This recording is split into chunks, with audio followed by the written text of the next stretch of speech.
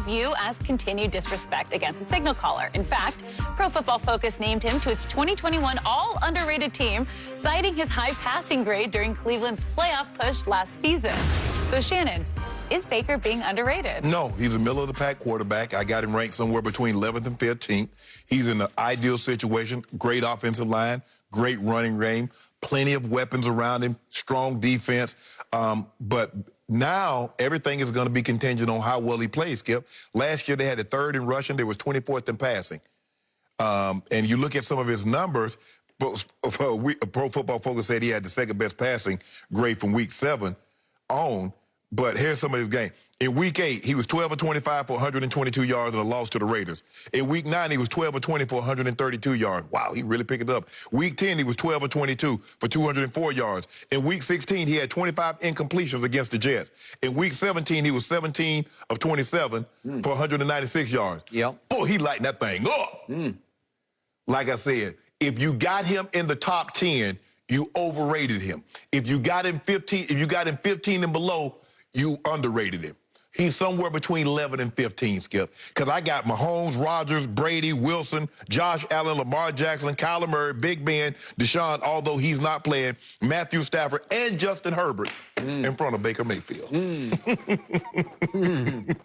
Well, you're laughing now, but I remember once upon a time, you suddenly tried to drive his bandwagon. You go, shake him, mate. Shake him, mate. He cooked me. Then what happened? He cooked me. He do what he's supposed to. So okay. I have been trying to tell you he is being underrated, and it's being, like, painfully underrated when he's fallen that low in the MVP odds because I 12. He's about the 12th best quarterback, see? Okay, yeah. What I saw with my own two eyes last year started in Week 7, and I don't think it was a coincidence that it started when, unfortunately, I'm knocking on wood for Odell. I like Odell personally, but he went down and he went out, and Baker went up because Baker got a little too Odell-centric the year before, and he was forcing everything to Odell because he loves Odell on and off the field, and he wants to be Odell's friend on and off the field. And he was forcing the sugar to Odell to the detriment of the Cleveland Browns and to his stats because he unraveled 2 years ago. And now, starting in Week 7, the game at Cincinnati, they took off because there was no Odell, and all of a sudden the ball started to get spread. And the stat you did not throw out is over the next 11 games as they went 8-3. Baker Mayfield threw 20 touchdown passes to 3 interceptions. He cleaned up his act on the field. I think he cleaned it up a little bit off the field because I saw a guy start to grow up right before your very eyes and take over the football team instead of sniping at people on social media. He still do that. Yeah, I don't see it. But the point is, look at these numbers he put up over that 11-game stretch. It wasn't 2 or 3 games. It was 11 games. His passer rating over that time was second best in the league. He was 5th in big-time throw rate, and here's the key stat. He was 1st in turnover-worthy play rate at 1.6%. So over 11 games, only 1.6% of his throws would be graded as turnover-worthy. He cleaned it up. He grew up. He took over this team, and they made the playoffs, and they won a playoff game against a division rival. And then when Patrick Mahomes was out, when everything was right there in front of him, what did he do, Skip? That's your opportunity. Okay, on any given Sunday, except any given Sunday, remember what happened? Henny's really good. He might be the best backup in pro football. No, he ain't that good. That's still Chad Henne. But Skip, I gave you 6 games where he was 50% or slightly better. 12 or 25 for 122. How was his passer rating the second among all quarterbacks over those 11 games? That's what this says. That's It's your favorite website, Pro Football Focus. Skip, he's so great at throwing the football. How are you 3rd in rushing and 24th in passing? There's only 32 teams. Okay, but that factors in the first 7 games also that took them down. Oh, so was he not playing quarterback then? Yeah, well, here's the other problem. Would you believe that Baker Mayfield has had to struggle and suffer through 4 head coaches in 3 years and 4 offensive coordinators in 3 years? What quarterback wouldn't struggle going through that? Because nobody else has even gone through anything like that. You know what? Your first 3 years in the league, that's what you had to go through. So what he had? How many head coaches? 4. How many offensive coordinators? 4. Oh, so the coaches are gone, the offensive coordinator's gone, but the quarterback's still there. Yep. That might be a common denominator, Skip. You see what the common denominator is? So the coaches and the offensive coordinator's gone, but the quarterback's still there. So you just called Baker Mayfield a coach killer. I didn't say nothing. Yep. All I said was something ain't adding up. My computer, my calculator. Really? Yep, it's Baker.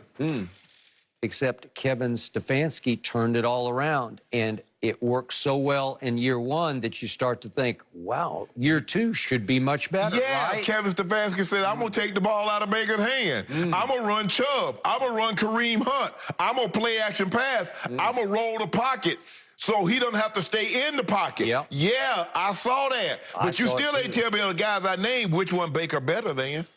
All I know is he is all underrated, and I've been trying to tell you he's way better than you're giving him credit for. I think he's edge of top 10, and I think by the end of this year, he will be cemented in the top 10 quarterbacks. Well, hold on. I just said he's somewhere between 11 and 15. Yeah, okay. Okay. So 11 is pretty good. Yeah, that's what I'm saying. But you don't ever talk about him as the 11th best quarterback. You talk about him like he's a dog. No, like he's in the 20s. no, Skip.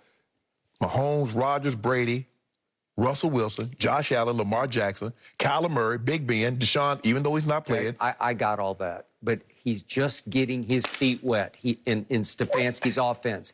Watch what's about to happen.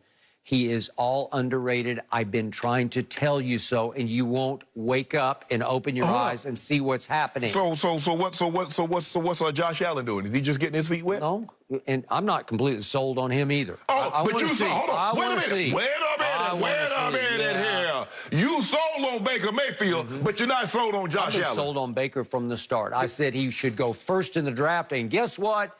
In a shock to many, including you, I think you had, was it Sam Darnold first in that draft? Yeah. Sam Darnold? Yeah. Seriously? He looked good. He looked good in Carolina, don't he? Does he? He did look good in Carolina. Carolina's going nowhere slowly. Skip, all I'm saying is this. If you have him outside of the top 10, he rated perfect. As long as he's not in the top 10. Well, he will cement his position somewhere in that top 10. No. And it's a hellacious top 10. Yeah, There's exactly. Really good players. Thank you very much. Starting with the 44-year-old Tampa Bay. No, you got to start with him. No, I started with my homeboy. Well, you got to start with the guy who beat him. All the publications got my homeboy number 1. Yeah, well, they're all wrong. The top 100. The top 100. Wrong. Who's the most valuable player in the league? My homeboy. It's Tom Brady by far. By far. My homeboy. So that's all I'm saying, Skip. I'm not saying he's not a good quarterback, but he's not underrated. As long as you got him between 11 and 15, he's perfectly rated. I've been trying to tell you so, and Pro Football Focus is saying, yep, you're right. Pro Football Focus also said DeMarcus Lawrence is underrated. They did. Really, Skip? Well, I disagreed with that. Okay, then. That's just okay. But you know what? Maybe they have something that I don't know. What kind of have? What they got? Third-level stats about his ability to stop the run. That's all I can figure. Hold on. They was arguably the worst team against the run in the NFL last Except year. for the Texans were the worst. So they were second worst. Okay. Yep. The 2 years before he got that massive deal, he had 25 sacks. That's D-Law.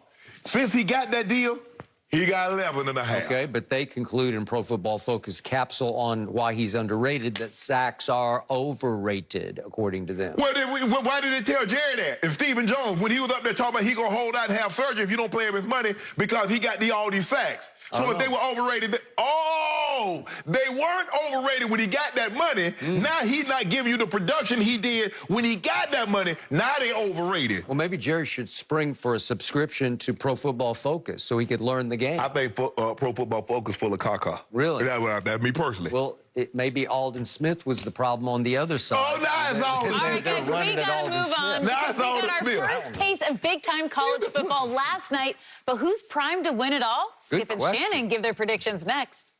No